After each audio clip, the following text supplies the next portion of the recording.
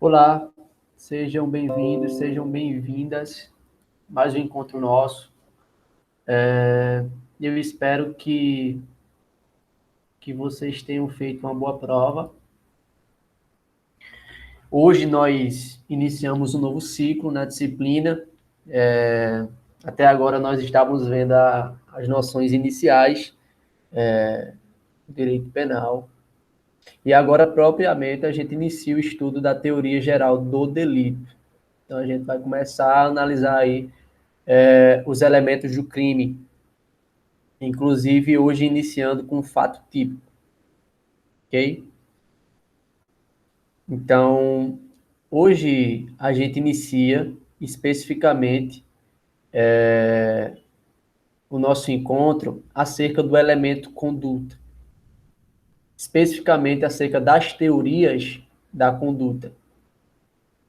Então, no primeiro momento, eu vou estar me debruçando aqui sobre essas teorias acerca do elemento conduta, acerca do conceito de conduta, do conceito de ação, e a posteriori, Ana vai estar se debruçando aí sobre outros aspectos do elemento conduta, ok? Então, propriamente hoje a gente inicia o nosso estudo sobre a teoria geral do delito, a teoria do crime, ok? E eu reitero aqui novamente, surgindo dúvidas, é necessário que vocês vão no meu privado, né? Sempre é necessário aí tirar as dúvidas que surgirem para que não fique nenhuma lacuna no conhecimento atinente aí a esse tópico que nós vamos tratar hoje, ok? Então vamos lá. Veja, nós hoje iremos tratar especificamente sobre esse elemento conduta, mas antes é necessário que a gente retome a ideia do que seja o conceito de crime. Veja, quando nós começamos a estudar a teoria do crime, o primeiro grande debate, tendo em vista que eu estou tratando da teoria geral do crime, então o primeiro grande debate que surge é sobre o que é, sobre o que seja o crime, sobre o conceito, a noção geral de crime. É necessário que eu saiba o que é crime para que eu passe a me debruçar sobre esta matéria. E aí vai surgir uma série de delineamentos teóricos, doutrinários, acerca do que seja crime. Pois bem, e eu saliento aqui três importantes noções, ou três importantes acepções ou concepções do termo crime. Então, nós teremos, a priori, a acepção formal do conceito de crime, que é justamente a ideia de que o crime é aquela conduta que transgride a norma penal e que está presente na norma penal, ou seja, matar alguém.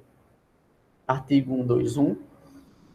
Então, o crime, sob a perspectiva formal, seria aquilo que está presente na norma jurídico-penal. Beleza.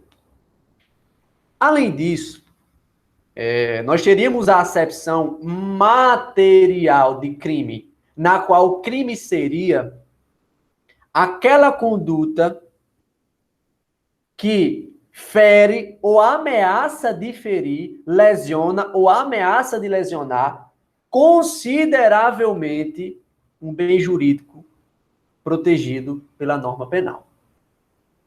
Então, para que o crime seja considerado materialmente, para que o crime exista materialmente, ele deve representar, ele deve constituir uma conduta que lesione consideravelmente o bem jurídico. Por exemplo, o bem jurídico vida, o bem jurídico patrimônio, o bem jurídico meio ambiente, ou mesmo o bem jurídico à administração pública. Por fim, e não menos importante, nós teríamos aí a concepção analítica de crime, ou a concepção operacional de crime. Pelo conceito analítico de crime, o crime seria aquela conduta que é típica, antijurídica e culpável. Ou seja, para que uma determinada ação, para que eu categorize uma determinada ação como crime, analiticamente falando, operacionalmente falando, eu deveria cumprir, eu deveria preencher esses 3 elementos. Fato típico, antijuridicidade ou ilicitude e culpabilidade. Então, fato, a conduta deve ser típica, antijurídica e culpável. Então, nós teríamos esses 3 elementos, que, por sua vez, se desdobrariam em outros elementos. E aqui vem uma questão pertinente. Uma colega de vocês, veio até mim dias atrás, perguntar, mas, Christian, quando você fala requisito, você é a mesma coisa de elemento, ou você entende que requisito é diferente de elemento? Veja, parte da doutrina, não sei se é minoritária ou majoritária, mas, por exemplo, o professor do DCJ, Felipe Negreiros, ele entende que elemento é elemento e requisito é requisito. De modo que não poderíamos tratá-los como sinônimos. Porém, eu trato, seguindo a doutrina, seguindo o pensamento jurídico penal de que são sinônimos. Então, quando eu falo aqui requisito e elemento, não é ignorando a parte da doutrina, que diz o contrário, mas é seguindo a doutrina que trata-os como sinônimos. Então, quando eu falar requisito, é a mesma coisa de elemento. Elemento é requisito. Enfim. E no primeiro elemento do conceito analítico de crime, nós teríamos aí a figura da conduta. Recapitulemos quais elementos estão presentes dentro do fato típico. Conduta, resultado, nexo de causalidade ou relação de causalidade ou nexo causal e, por fim, tipicidade. Então, hoje nós nos debruçaremos sobre a conduta. Primeiro elemento do fato típico. Pois bem. E além de essa conduta, ela constituir um elemento dentro desse sistema de palavras, dentro desse conceito operacional de crime, a conduta ela cumpre determinadas funções dentro do sistema de palavras denominado conceito de crime. Primeiro, nós temos a ideia de que a conduta ela seria um elemento básico diante do juízo jurídico penal. E eu diria, em outros termos, que a conduta consubstancia um elemento que antecede o próprio juízo jurídico penal. Mas, Christian, o que é que você quer dizer com o juízo jurídico penal? O juízo jurídico penal é justamente a análise feita em cima do fato sobre se ele é típico, antijurídico e culpável. Então, quando eu analiso a tipicidade, a antijuridicidade e a culpabilidade de uma conduta, eu estou realizando o juízo jurídico penal. E sendo a conduta um elemento básico diante desse juízo, a conduta antecede esse juízo jurídico penal. Então, antes do crime, antes do fato ser lícito, antijurídico culpável, ele seria, antes de tudo isso, uma conduta. De modo que poderíamos falar em conduta típica, conduta antijurídica e conduta culpável. Daí falar que a conduta é o elemento básico, que antecede o próprio juízo jurídico penal. Além disso, a conduta ela consubstanciaria um elemento universalizante e limitador. Veja, quando eu defino o que é conduta, eu pretendo abranger todas as espécies de condutas possíveis em matéria penal. Então, eu pretendo abranger todas as condutas que possuam relevância penal. E, concomitantemente, se eu pretendo abranger as condutas de relevância penal, eu pretendo excluir aquelas que não possuem relevância penal, através da conceituação de conduta. Aí você me diz, mas Christian, se a conduta é um elemento do crime, e se ela, inclusive, possui, se ela cumpre funções dentro da própria estrutura do crime, sem conduta, não há que se falar em crime. Ou seja, nulo crime sine actio. Não há crime sem ação. Não há crime sem conduta. Se eu elimino a conduta, eu não tenho fato típico. E se não há fato típico, não há por que se falar em crime. Mas, Christian, se a conduta é tão importante a ponto de, ao excluí-la, eu também impossibilitar a existência de crime, o que se entende por conduta? E é justamente esse o debate que se trava desde o século XX até os dias atuais. O que se entende por conduta?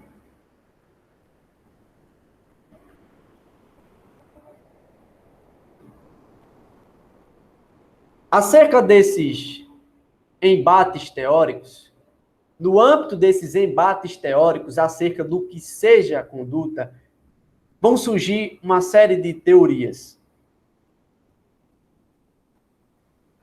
E a priori surge a teoria causal da ação, elaborada por Franz von Liszt, localizada no sistema causalista, natural causalista, ou causal naturalista, ou sistema clássico.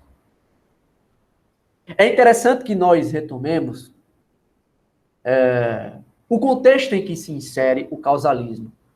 E é óbvio que eu já destaco aqui, fazendo um parênteses, que nós precisaremos fazer uma ligação com aquela aulinha de escolas penais. Aquela aulinha de escolas penais, a evolução epistemológica da teoria do delito será indispensável para que a gente compreenda as teorias da ação.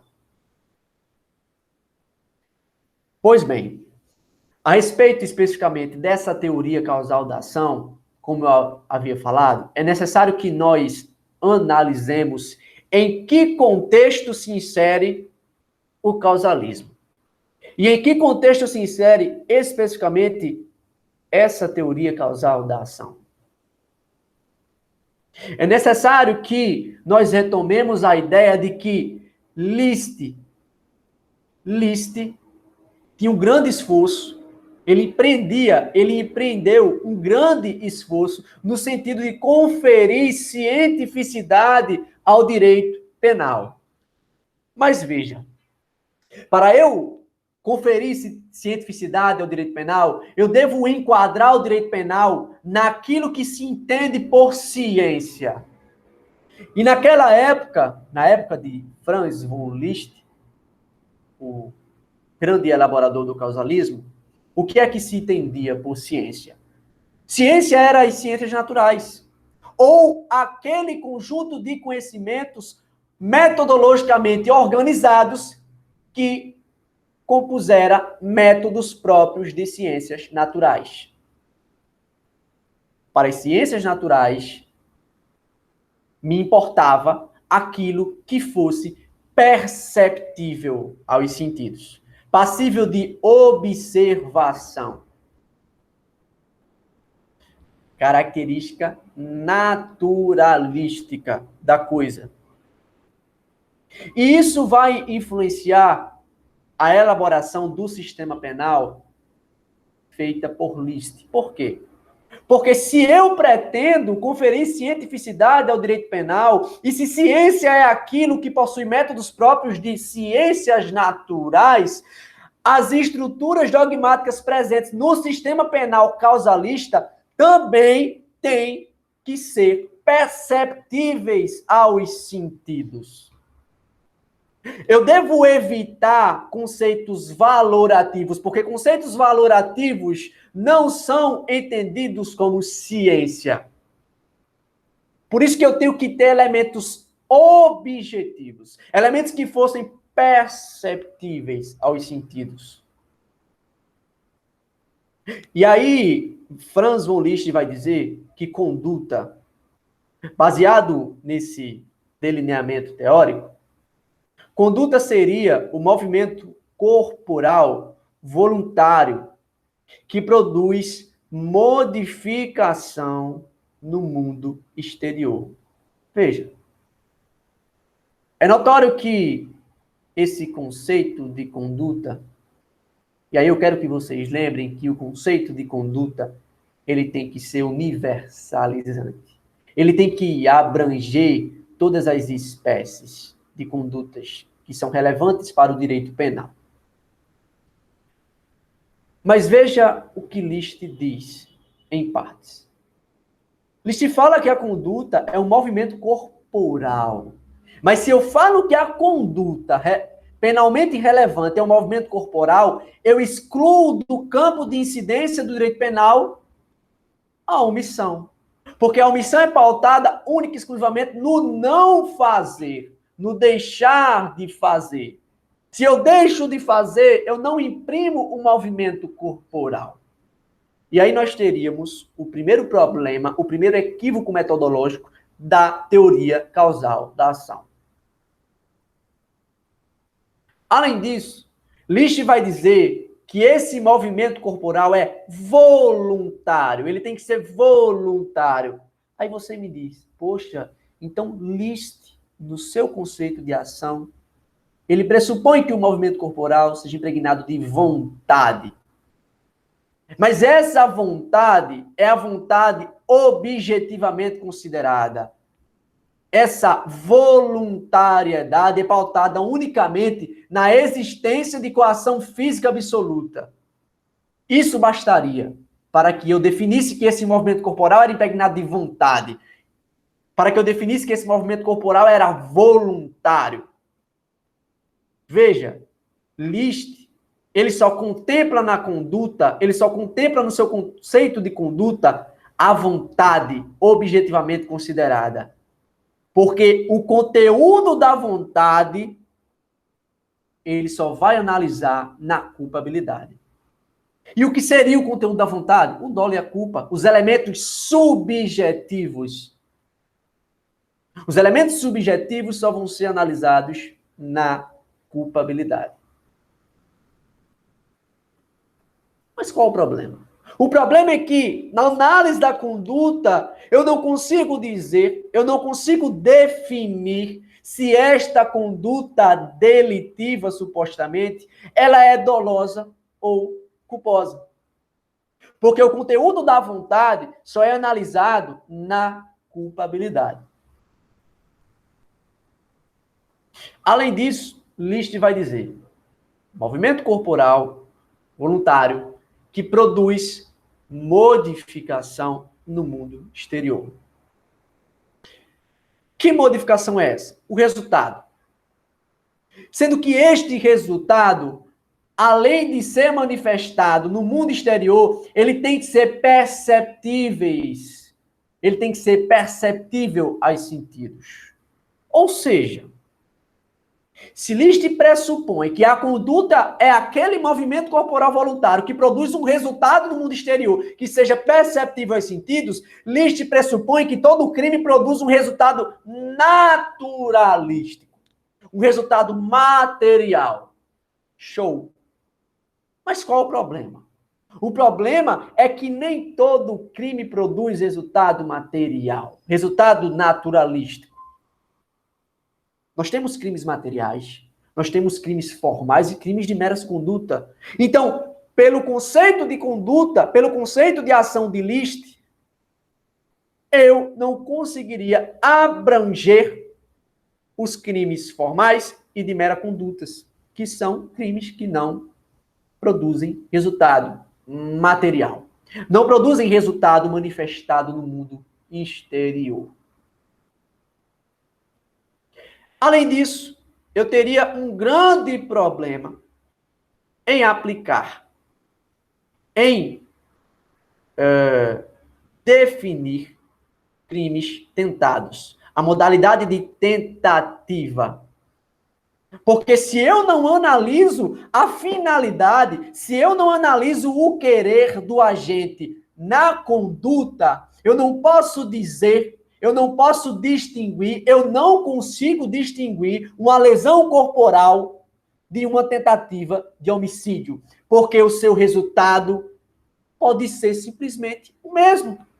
O seu resultado naturalístico, o seu resultado material, ele pode ser manifestado da mesma forma. Mas se eu não analiso a finalidade, eu não consigo distinguir a lesão corporal da tentativa de homicídio. O dolo define o tipo.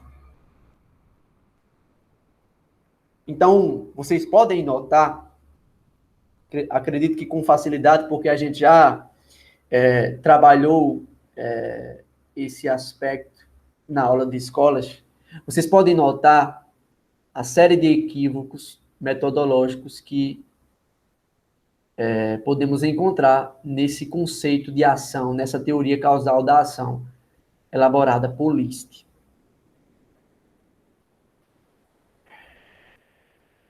É importante que nós analisemos também como é que se encontra, à luz dessa teoria, a estrutura do crime. Veja, nós temos aqui a ideia de que o crime é um fato típico, antijurídico e culpável. Dentro do fato típico, nós temos o elemento conduta, resultado, nexo de causalidade e tipicidade. Lembrando que essa conduta é sem finalidade. Lembrando que essa conduta não contempla crimes omissivos e comissivos. Lembrando que na verdade, só contempla crimes comissivos, regidos unicamente pela ação. A omissão não é contemplada nesse conceito de conduta. E, além disso, não contempla as condutas culposas e dolosas. Antijuridicidade, no aspecto nitidamente formal, baseado na presença ou não, na existência ou não de cláusula de excludente, ilicitude. E, por fim, nós temos aí na imputabilidade, na culpabilidade, como elementos a imputabilidade e o dolo e a culpa. Então, veja, os elementos subjetivos, o conteúdo da vontade, ele é separado da própria vontade objetivamente considerada, só sendo analisado na culpabilidade, dolo e culpa. Ok?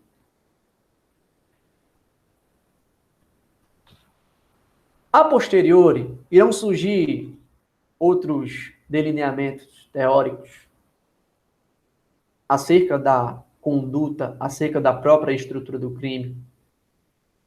E em tela, aí, a teoria neocantista. Veja o que diz na tela. A teoria neocantista representa a substituição dos valores experimentalistas próprio das ciências naturais pelos valores metafísicos, ou seja, pela valoração dos fenômenos, método axiológico.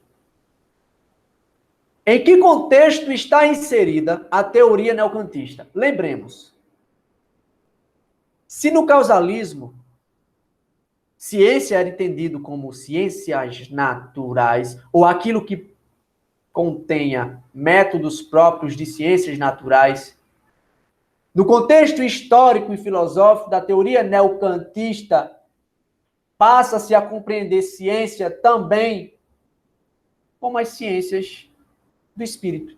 As ciências do espírito, as ciências dos valores também são categorizadas como ciência. Então, eu poderia inserir aspectos valorativos, materiais, axiológicos no direito penal. E isso não deixaria de conferir caráter científico ao direito penal. Então, sob a égide de uma teoria neocantista, passa-se a inserir perspectivas valorativas no sistema penal. valores metafísicos, em vez de eu explicar, somente explicar numa relação estrita de causalidade os fenômenos e os conceitos jurídico-penais, eu quero compreender os fenômenos, eu quero compreender os conceitos jurídico-penais. Porque compreender é uma característica das ciências do espírito. E o que é que vai mudar no conceito de conduta? Simplesmente, o que vai mudar é a ideia de que o que seria movimento corporal voluntário se torna comportamento humano voluntário. Essa é a diferença nítida e clara entre a teoria causal da ação e as formulações do neocantismo. Essa é a mudança. Então, eu passo a compreender que a conduta, a ação, lato sensu, seria o comportamento humano voluntário que produz uma modificação no mundo exterior. E quero que vocês percebam aí também que, na verdade, embora apareça uma ruptura em relação à teoria causal, na verdade não é. Na verdade é uma reformulação. Na verdade é uma superação que não implica na negação da teoria causal, entendem? E qual é a mudança? Qual é o efeito de eu empregar a expressão comportamento voluntário? Efeito claro.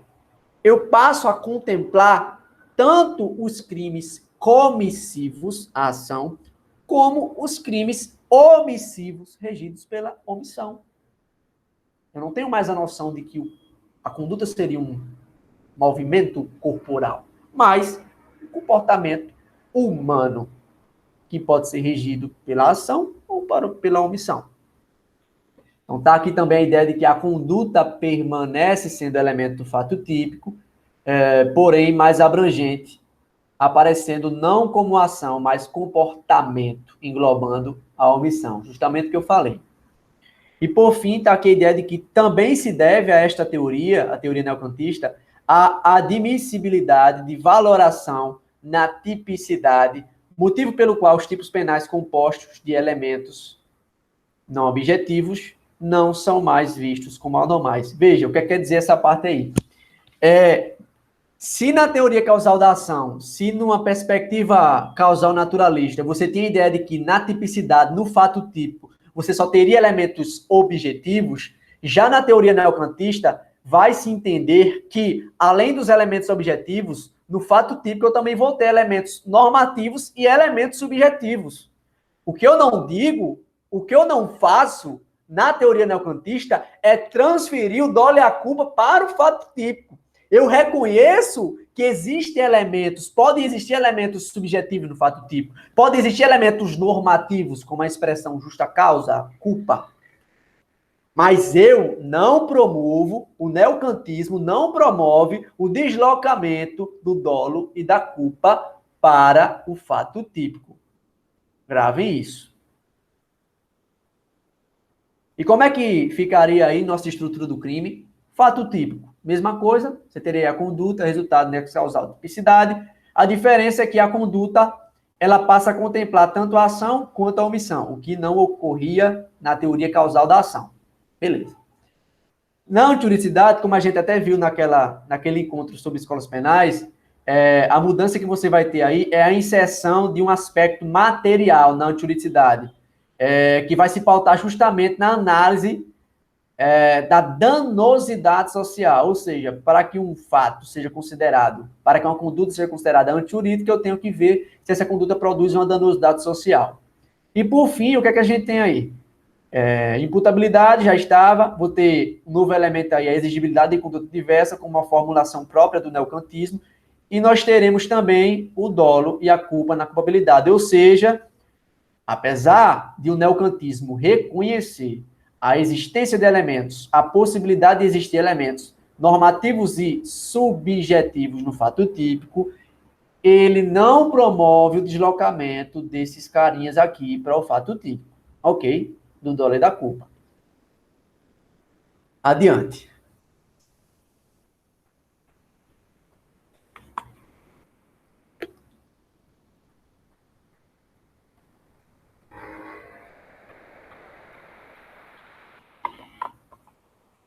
Teoria final da ação.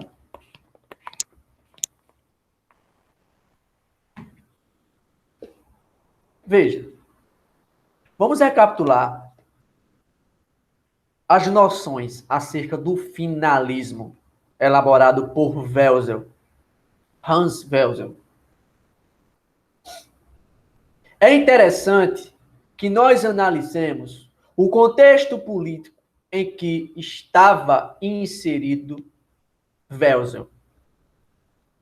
É preciso notar que a Alemanha, no momento em que Welzel pretende elaborar a teoria final da ação, a Alemanha se localizava no momento político de redemocratização. Welzel se localizava no momento histórico pós-nazismo. Um momento histórico em que eu deveria evitar, eu deveria reprimir, eu deveria ignorar tudo aquilo que conseguiu fundamentar o sistema penal nazista. E aqui eu quero lembrar a vocês que o neocantismo serviu de modo muito profundo para fundamentar o direito penal nazista alemão. Uma vez que se definia que o direito penal deveria recepcionar valores. Qualquer valores. Não se definia que valores eram esses. O neocantismo vai fundamentar o próprio nazismo na Alemanha. E Welzel vai surgir uma grande repulsa em relação a esses valores, como sendo algo disperso, como sendo algo impreciso, como sendo algo que pode legitimar um Estado totalitário. Se eu tenho a presença de valores dispersos, o legislador ele pode buscar construir um sistema penal da forma como bem entender. E Welzel, percebendo isso, ele percebe também a necessidade de limitar o legislador. Welzel precisava de algo que antecedesse a própria valoração jurídica exercida pelo legislador. E é aí que Welzel vai dizer, cara, eu preciso de estruturas lógico-objetivas. Eu preciso de conceitos ontológicos. Porque conceitos ontológicos são imutáveis. Se são imutáveis, o legislador não pode mexer. Se são imutáveis, se são essência, se são ontológicos, antecede a própria valoração. Eu não posso valorar o que é. E aí que Welzel vai dizer, a estrutura lógico-objetiva que nós devemos recepcionar no direito penal seria a ação humana. A ação humana, o conceito de ação humana seria aquilo que iria limitar a discricionariedade do legislador.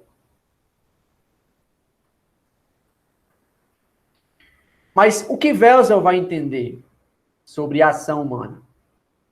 Para Welzel, a ação humana seria o comportamento, e aqui eu quero voltar à ideia de que a teoria final da ação ela surge muito em virtude do próprio neocantismo, muito em desfavor do próprio neocantismo, mas ela surge também como uma crítica ferrenha à própria teoria causal da ação em virtude de todos os seus equívocos metodológicos. Então, a teoria final da ação vai surgir tanto como uma forma de criticar o neocantismo, como uma forma de reformular uma base teórica que vá contra o próprio causalismo. Então, ele vai entender que a ação humana seria o comportamento humano voluntário dirigido conscientemente à consecução de uma finalidade. Christian, eu percebi que algo mudou. Percebi que o que era entendido como movimento corporal voluntário, agora é entendido como comportamento humano voluntário. Então, nós já poderíamos dizer que o conceito de ação, o conceito de conduta de Wessel também contempla ação e omissão. Show. Cristian, eu também estou percebendo que há uma diferença. Há um negócio aí chamado finalidade. Isso aí não tem em Wessel. Não tem em List. Na teoria causal da ação, não se pressupõe a consecução de uma finalidade. Perfeito. Wessel vai trazer a centralidade, Wessel vai trazer a finalidade com centralidade. Wessel vai trazer o querer como o escopo da ação humana, aquilo que rege, aquilo que dirige a ação humana. Se na teoria causal da ação nós tínhamos o resultado como centro, o resultado material, agora nós temos a finalidade, o querer. É o querer que define se uma conduta é crime ou não é. Além disso, Cristian, eu percebo que algumas coisas se repetem. Por exemplo, o termo voluntário é o mesmo. Então, nós poderíamos dizer que Wessel também considera a vontade objetivamente. Não. O grande feito de Wessel é justamente destruir aquela separação realizada por List entre a vontade e o conteúdo da vontade. Agora, no conceito de conduta, eu já vou analisar o conteúdo da vontade, o querer. Logo, na conduta, eu já vou analisar se esta conduta ela é culposa ou dolosa. Opa! Então, eu já analiso o dolo e a culpa no elemento conduta. Eu não analiso mais o dolo e a culpa no elemento culpabilidade. Ou seja, através do conceito final de ação, através da ideia de que a ação seria o exercício da atividade final, eu vou transferir, eu vou deslocar o dolo e a culpa que estava na culpabilidade para o fato típico. E essa seria a grande ruptura realizada pela teoria final em relação à teoria causal. É interessante que vocês notem a ideia de que Wessel pressupõe que todos nós possuímos um saber causal. Que saber causal é esse? Wessel diz que nós temos a capacidade de antecipar o resultado das nossas ações. Nós temos a capacidade de mentalizar uma ação realizada por nós e os efeitos que essa ação pode provocar. E Wessel diz que é através desse saber causal que nós poderíamos, que nós conseguiríamos dirigir a nossa conduta a fim de realizar, a fim de atingir uma determinada finalidade. Em virtude desse saber causal. Além disso, e aqui eu queria destacar o seguinte, acerca dessas fases da realização da ação. Uma parte da doutrina costuma tratar essas fases da realização da ação separada da teoria final da ação.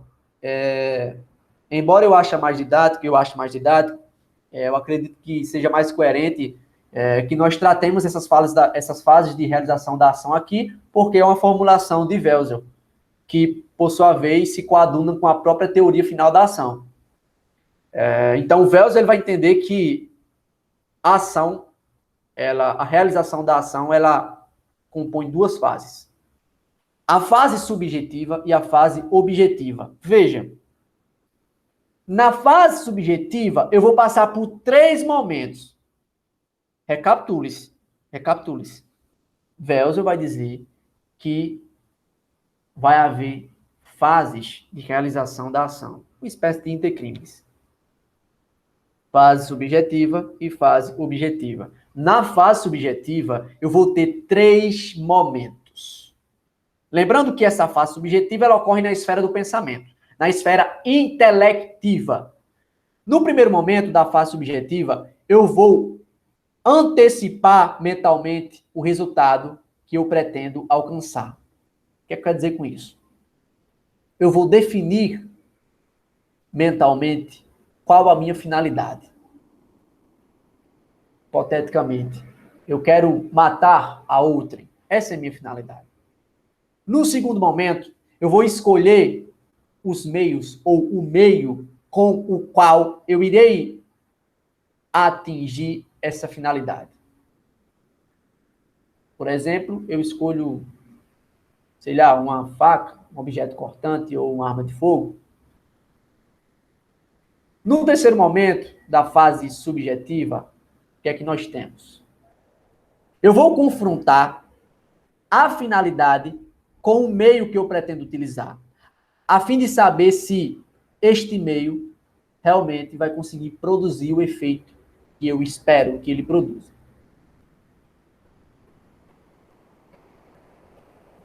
Além da fase subjetiva, eu vou ter a fase objetiva. Na fase objetiva, diferentemente da subjetiva, vai ocorrer na esfera exterior, no mundo dos fatos, no mundo real. E o que é que eu vou fazer?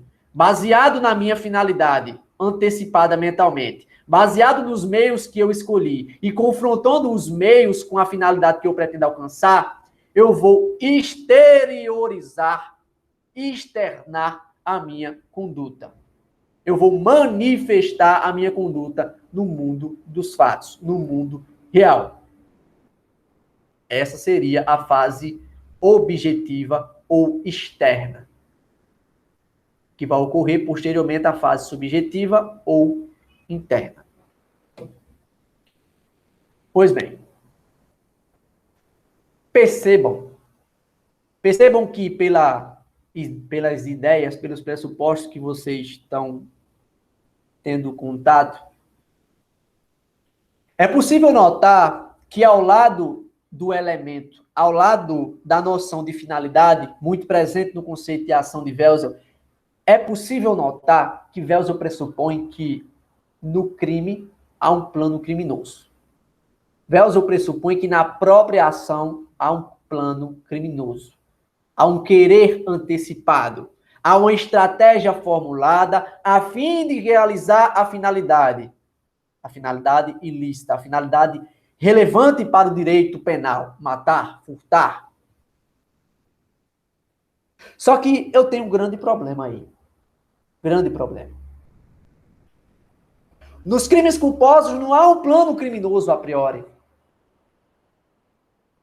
Eu não formulo na minha mente que eu quero ir a um hospital e acidentalmente eu atropelo uma pessoa. Não, eu não formulo isso. Eu não planejo. Simplesmente ocorre, acidentalmente, por uma ausência de um devido cuidado, um dever de cuidado, por negligência, imprudência, imperícia. Não há um plano criminoso. A sorte é que essa crítica ela vai surgir quando o Welzel ainda era vivo. Veja, e o que é que Welzel vai dizer? Nos crimes culposos, de fato, nos crimes culposos, a finalidade ela não é relevante para o direito penal. Não é. O que será relevante para o direito penal dos crimes culposos, segundo afirmou Welzel, seria os meios utilizados ou a forma de utilização dos meios. E aqui eu pego um exemplo que eu falei para vocês, que eu citei para vocês, no encontro sobre as escolas penais. Foi o que eu disse. Veja, imagine que eu estou me dirigindo a um hospital para levar um familiar. E essa é a minha finalidade. Finalidade, me dirigir a um hospital a fim de socorrer um familiar. E aí eu pergunto a vocês, essa finalidade, ela é relevante para o direito penal? Não. Show. Veja, o meio que eu utilizei para atingir essa finalidade é relevante para o direito penal? O meio que eu utilizei foi o carro. O emprego de um carro é relevante para o direito penal? Não. Veja, porém, o que seria relevante nesse caso, se eu eventualmente atropelei outrem, seria a forma como eu utilizei o meio selecionado. Se eu, por exemplo, imprimir velocidade excessiva no veículo. Então, nesse caso, eu teria uma finalidade lícita. Eu teria um meio lícito, ou seja, finalidade e meio irrelevantes para o direito penal. Mas a forma de utilização do meio é que seria relevante para o direito penal e é o que faria com que minha conduta fosse imputada a título de culpa. Entende ou não? E aqui, eu queria destacar para vocês algo que é interessante, eu acredito que será tratado mais adiante quando vocês forem ver as formas de conduta, dolo, culpa, essas coisas. Mas eu queria destacar logo agora. Veja, eu falei para vocês que no causalismo, na teoria causal da ação, a gente teria aí a figura do dolo e da culpa na culpabilidade, né? Como vocês veem aqui, ó, localização, culpabilidade. E o finalismo, por sua vez, ele deslocaria, Welser deslocaria o dolo e a culpa para o fato típico. Vocês veem aqui, localização, fato típico. Veja, mas a noção de dolo, especificamente de dolo, ela vai mudar. Porque, veja, o que era dolo para List? Dolo era a consciência da ilicitude e a vontade de praticar a conduta. Consciência da ilicitude. Veja que eu tenho um elemento normativo. E daí dizer que o dolo também seria normativo, por abranger a consciência da ilicitude. A consciência da ilicitude do fato. Daí falar em dolus malus. Já no finalismo, quando eu desloco o dolo para o fato típico, eu deixo a consciência da ilicitude na culpabilidade, que inclusive hoje recebe a nomenclatura de potencial consciência da ilicitude do fato. E o que é que Welser vai entender por dolo? Consciência da conduta, que não é a mesma coisa de consciência da ilicitude do fato, é simplesmente uma consciência do que você está fazendo. E o dolo também vai compor a ideia da vontade de praticar a conduta dirigida a uma finalidade. Essa conceituação de dolo vai ser entendida como dolo natural ou dolus bonus. Então, é interessante que vocês gravem aí a ideia de que dolo para List e para Welser vai distinguir no seu sentido, no seu significado. E quando o dolo é deslocado juntamente com a culpa para o fato típico, não vai com o dolo a consciência da ilicitude. A consciência da ilicitude fica na culpabilidade, sob a forma de potencial consciência da ilicitude do fato. Ok? Sigamos. Teoria social da ação. Vamos lá. Essa teoria social da ação, formulada por esse carinha aí que está constante na tela, que eu não vou me arriscar a citar o nome, pela dificuldade de eu pronunciar nomes estrangeiros. Essa teoria, ela vai surgir como uma forma de reformular a teoria final da ação. Portanto, não compreende, não representa uma ruptura em relação ao finalismo, mas simplesmente um redimensionamento. Ou seja, eu, enquanto compactuante da teoria social da ação, concordo com a teoria finalista, mas acho que algum aspecto a gente tem que mudar. Veja, basicamente, essa teoria vai surgir em virtude de uma crítica que prevaleceu sobre o finalismo, que é justamente a ideia de que o finalismo despreza o desvalor do resultado. No causalismo, a gente tinha um resultado, a noção do desvalor de resultado tratada com centralidade. Só que no finalismo eu vou desprezar, eu vou esquecer o desvalor do resultado. O que o resultado representa no crime? Eu não dou muita atenção. Eu vou dar atenção para o desvalor da ação, da conduta. O que essa conduta em si significa? Qual o seu significado? Qual o seu sentido no caso concreto? E aí a teoria da ação vai dizer que essa é a lacuna da teoria final da ação.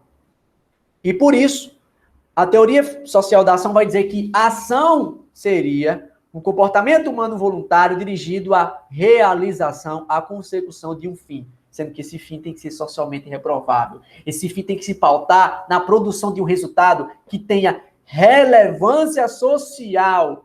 Porque se o resultado engendrado no crime não tiver relevância social, se a finalidade buscada no crime não tiver relevância social, não há por que considerá-la uma conduta tipicamente penal. Então, aí é necessário que vocês notem o seguinte. Se no causalismo a gente tinha como figura central o resultado, se no finalismo a gente tinha como figura central, como escopo, a finalidade, aqui nós teremos a figura da relevância social. E o grande problema dessa teoria é justamente a vagueza da expressão relevância social, porque, afinal de contas, o que seria relevância social? O que se entende por relevância social? Por fato socialmente reprovável. Por resultado socialmente reprovável.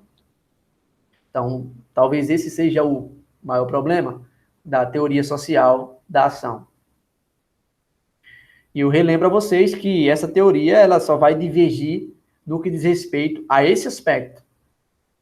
Ao aspecto de que a finalidade e o resultado devem compor a relevância social, devem possuir essa relevância social sob o pretexto de serem catalogados como conduta tipicamente penal.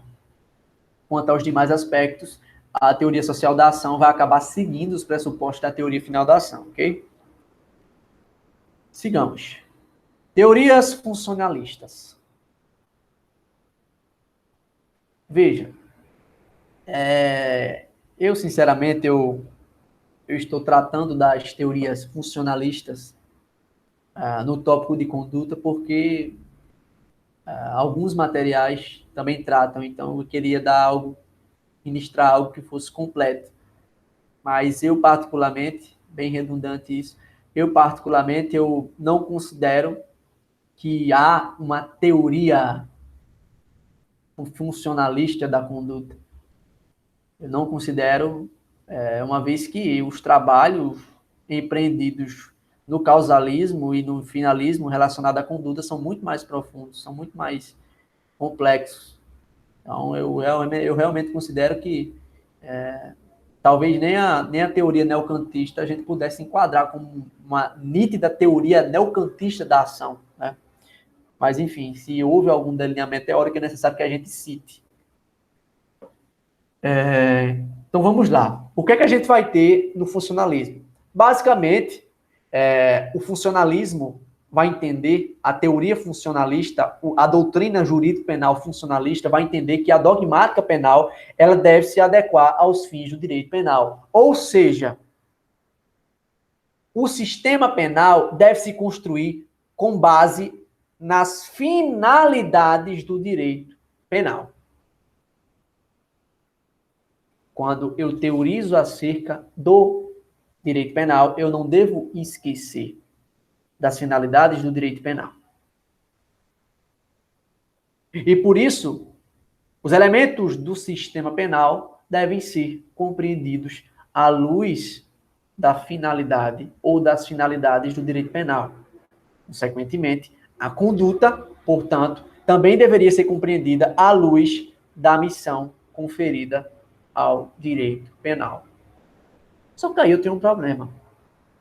Cristian, qual a finalidade do direito penal? Veja, peço agora que vocês recordem que dentro do funcionalismo ou pós-finalismo, a gente vai ter duas vertentes.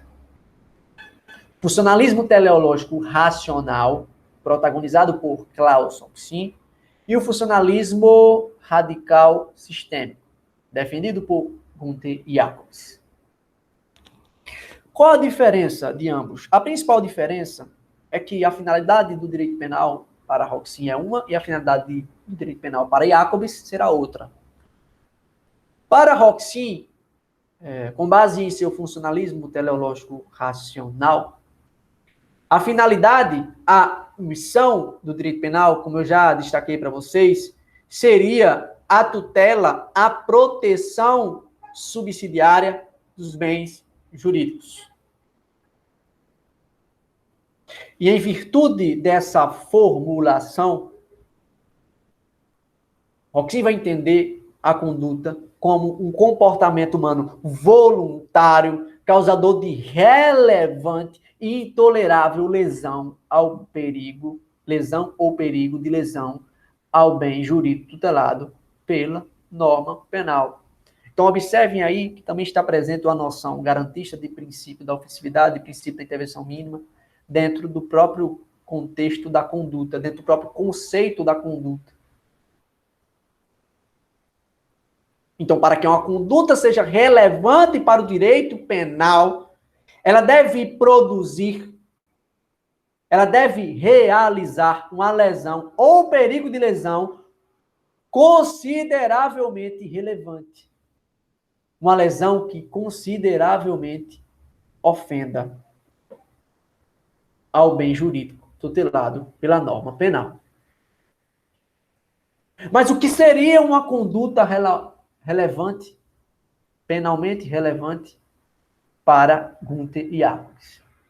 É necessário que nós lembremos que, diferentemente de Roxin, Jacobs vai centralizar a finalidade do direito penal na finalidade da pena. E ele vai dizer que a finalidade do direito penal seria justamente tutelar, proteger a vigência do ordenamento jurídico penal, ou tutelar a vigência da norma jurídico penal, reafirmar a vigência da norma jurídico penal. Então, eu teria aí uma perspectiva de prevenção geral positiva. E lembrem o que eu falei para vocês há semanas atrás, de que, para Jacobs, quando o indivíduo ele rompe, quando o indivíduo ele comete um crime, ele transgride uma norma. Ele transgride o próprio sistema. Se ele transgride o sistema, ele frustra as próprias expectativas normativas produzidas pela norma. E a pena iria surgir justamente como uma forma de reafirmar a vigência dessa norma violada. A pena simbolizaria a ideia de que o direito penal está aí, o direito penal existe, funciona. Logo, eu restabeleceria as expectativas normativas. E é aí que e é aí que Jacobs vai dizer que a conduta seria o comportamento humano voluntário causador de um resultado evitável, violador do sistema, frustrando as expectativas normativas. Lembrem também que para Jacobs, a finalidade do direito penal não é tutelar bem jurídico. Pode até ser que, com a violação da norma, nós tenhamos uma violação concomitante ao bem jurídico relacionada à norma. Por exemplo, se eu violo a norma acerca do homicídio, obviamente eu acabo lesando, eu acabo violando o próprio bem jurídico vida. Porém, quando o direito penal atua, não atua para proteger esse bem jurídico. O direito penal atua para se autoproteger, para se autorregular. Daí tratar o direito penal como um sistema autorreferente, autopoético. Enfim. Então, em síntese, pessoal, lembrem aí, fiz essa tabela para vocês, para que vocês gravem na cabeça os diversos conceitos, as diversas noções de ação, de acordo com cada teoria que nós tratamos até aqui. Veja, aí, ó, causalismo, a teoria causal da ação vai dizer que a conduta é um movimento corporal voluntário que produz uma modificação no mundo exterior, que, por sua vez, é perceptível aos sentidos, deve ser perceptível aos sentidos. Lembrem aí da ideia do resultado material, o resultado naturalístico. O neokantismo, por sua vez, vai dizer que a conduta seria um comportamento voluntário que produz uma modificação no mundo exterior, e essa modificação também deve ser perceptível aos sentidos. Lembre que a modificação é o resultado. O finalismo vai dizer que a conduta é um comportamento humano voluntário conscientemente dirigido à realização, à consecução de uma finalidade. Lembrando que essa finalidade pode ser lícita ou ilícita. Sendo lícita, a gente vai ter dolo. Sendo ilícita, a gente vai ter o dolo. Sendo lícita, a gente vai ter o crime culposo, no qual o que será relevante para o direito penal vai ser o meio utilizado, a forma de utilização desse meio. Na teoria causal, a gente tem a ideia de que a conduta seria um comportamento humano voluntário conscientemente dirigido a um fim socialmente reprovável. De acordo com o funcionalismo, por sua vez, a conduta apareceria como um comportamento humano voluntário causador de relevante e intolerável lesão ou perigo de lesão ao bem jurídico tutelado pela norma penal. E, por fim, e não menos importante, para Jacobs, a conduta seria um comportamento humano voluntário, causador de um resultado evitável, violador do sistema, frustrando as expectativas normativas. Ok? Aí você me diz, acabamos, Cristian. Graças. Acabamos. Não acabamos. É necessário que nós façamos essa pergunta. Qual teoria da conduta foi seguida pelo nosso direito penal, pelo nosso Código Penal? Então, pessoal, para a doutrina tradicional e majoritária, o nosso código ele aceita aí a teoria finalista. Ele segue a teoria finalista. Porém, é necessário que vocês tenham ciência de que o Código Penal Militar, por sua vez, de modo contrário, ele é declaradamente causalista. Então, ele vai tratar aí o dolo e a culpa não como elementos do fato típico, mas como elementos da culpabilidade. Então, peço que vocês confiram aí o artigo 33 do CPM. Basicamente, você vai ver que o artigo relacionado ao dolo e a culpa vai estar presente no título de culpabilidade. Por fim, é necessário que vocês entendam que, apesar de o Código Penal adotar essa teoria finalista, conforme a concepção de parte majoritária da doutrina, é necessário que vocês entendam que a doutrina moderna, no entanto, ela vai trabalhar com premissas funcionalistas. Ela vai trabalhar com os pressupostos elaborados por Roxin, em sede de uma teoria funcionalista teleológica. Então, isso aí é muito mais fácil para vocês perceberem a influência do funcionalismo de Roxin no próprio sistema penal. Inclusive, a força normativa do princípio da insignificância é uma prova disso. É uma prova de que os pressupostos de Roxin eles têm ganhado força no ordenamento jurídico penal brasileiro. Então, apesar de o finalismo aí ter tomado conta do Código Penal, não podemos negar a grande influência, e algo que vem aumentando com o tempo, do funcionalista teleológico racional de Roxin, ok? E agora terminamos. Não terminamos. Por fim, pessoal, aqui eu queria deixar de brinde para vocês, né? Não é algo que a doutrina costumeiramente trata, só alguns autores, até hoje, até agora, eu só encontrei 2 autores que tratassem da teoria da ação significativa, que são César Roberto Bittencourt e Rogério Sanches Cunha. Então, esses 2 autores aí foram os únicos que eu encontrei aí tratando sobre a teoria da ação significativa.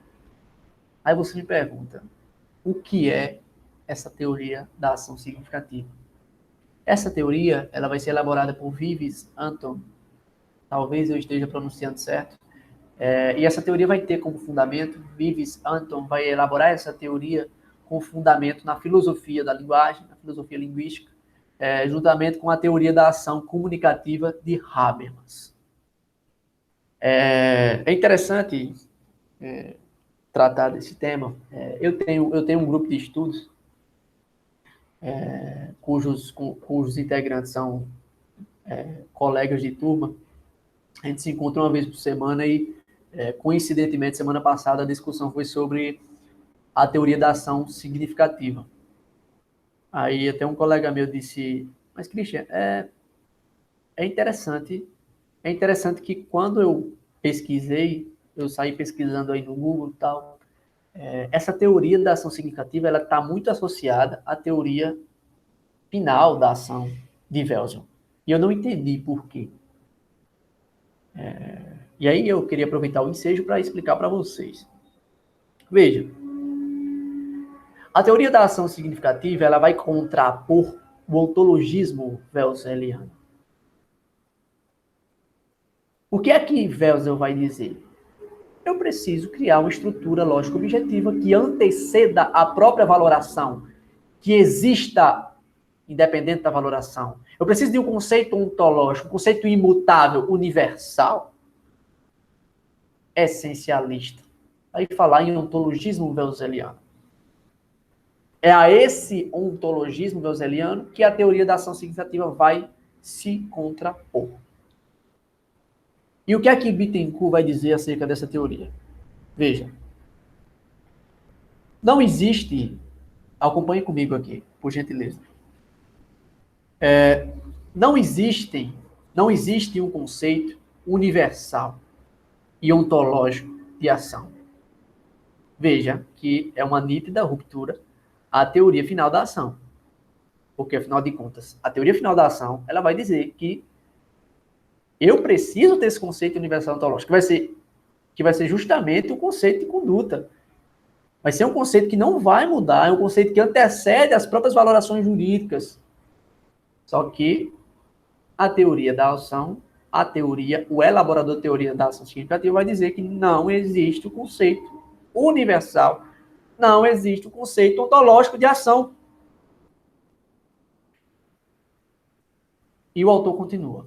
Não há um modelo matemático, nem uma fórmula lógica, nem qualquer classe de teoria científica experimentada e verificada que nos permita oferecer um conceito de ação válido para todas as diferentes espécies de ações que o ser humano possa realizar.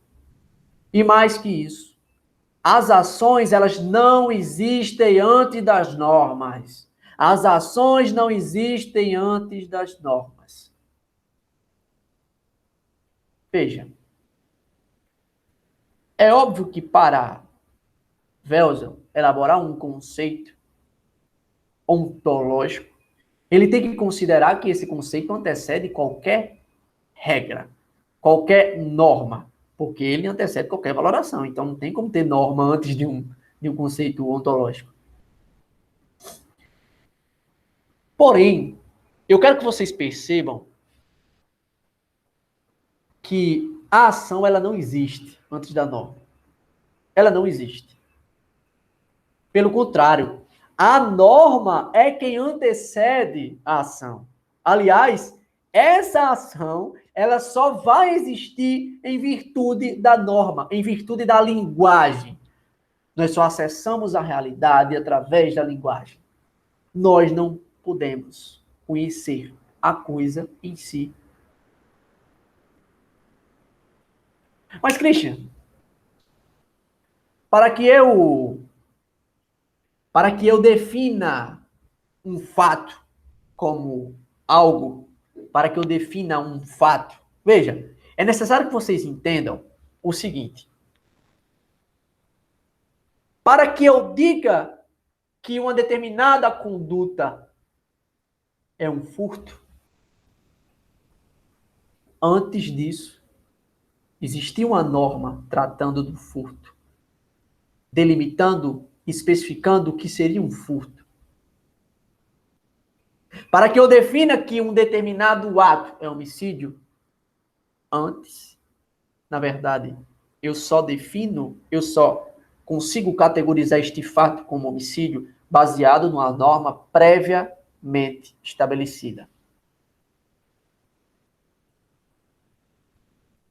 Não há homicídio sem uma norma que antecipadamente o estabeleça enquanto tal. Porque eu preciso de um parâmetro para entender a aparência da ação. Mas veja, quando o legislador ele define um fato como homicídio, ele estabelece um fato como homicídio, ele precisa interpretar esses fatos. E aí vocês podiam dizer, nesse caso o fato antecede a norma, a ação antecede a norma. Se a ação de homicídio ainda não foi categorizada enquanto homicídio, ela não existe. Ela não existe. Mas tudo é construído pela linguagem, o discurso.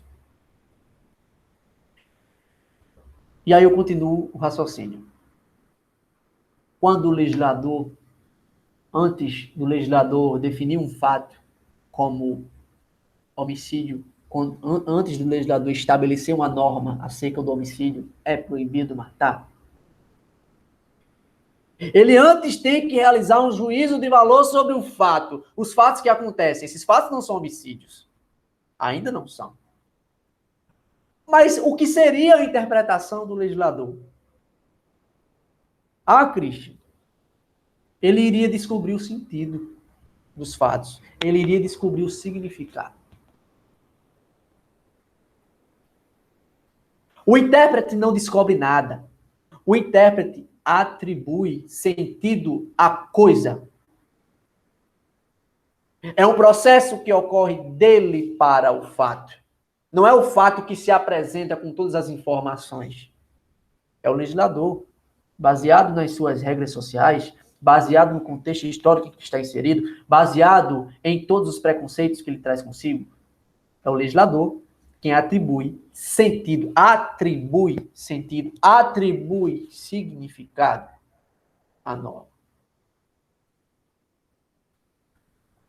Dessa forma, a ação ela não deve ser entendida como o que as pessoas fazem, mas como o significado do que fazem, o sentido do que fazem.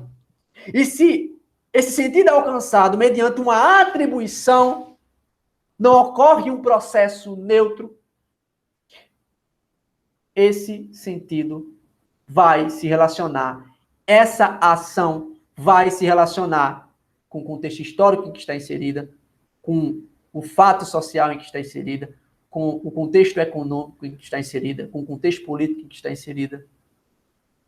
Dessa forma, se as condutas se relacionam com sentidos, se as condutas representam uma atribuição de sentido, e se esses sentidos vão depender do sujeito que atribui, do contexto histórico que está inserido esse sujeito, e assim sucessivamente, essa conduta não tem como ser universal. Eu não tenho como possuir, eu não tenho como elaborar um conceito geral que consiga abranger todas as condutas que possuem relevância para o direito penal. E aí, para fechar, o que é que Bittencourt vai dizer? Não há um conceito geral de ação. Não há um conceito geral de ação, mas tantos conceitos de ação como espécies de condutas relevantes para o direito penal, segundo as diversas características com as que são descritas normativamente. A norma antecede a ação. Eu quero que vocês percebam que não há checkmate sem antes haver uma norma que defina o que é o checkmate. O checkmate é uma ação, não há dúvida. Ou uma aparência de ação. Então você olha para a jogada e você me diz, Christian, isso aqui é um checkmate. Mas o checkmate não é o que é.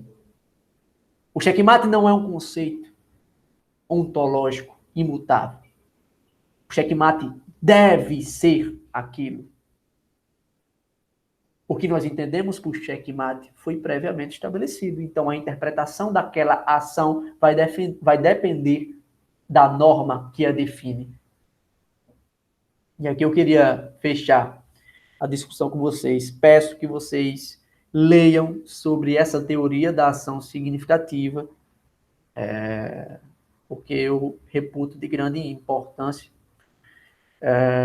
E é um pouco difícil de entender. Eu confesso que faz um tempo que eu estou estudando a teoria da ação significativa, eu ainda não consigo construir as ideias de modo muito fácil. Mas é necessário que vocês entendam essa teoria da ação significativa justamente como um contraponto, como uma teoria que se contrapõe, que se opõe à teoria final da ação. A ideia de que o conceito de ação antecederia a própria valoração jurídica. Não antecede. Não antecede. E eu acho até que essa teoria da ação significativa, por ter uma ligação muito profunda com a filosofia da linguagem, ela está muito mais próxima daquelas discussões que a gente tem contato na disciplina ministrada por Giscard. Então, eu acho que vai ser até mais fácil para vocês entenderem por conta disso. Mas, enfim, eu agradeço a atenção, a presença de todos. Aqui eu finalizo o nosso quarto encontro. Espero que vocês tenham entendido. Se não entenderam algum aspecto, peço que vocês me contatem para que a gente possa sanar as dúvidas, ok? E é isso, pessoal. Até a próxima.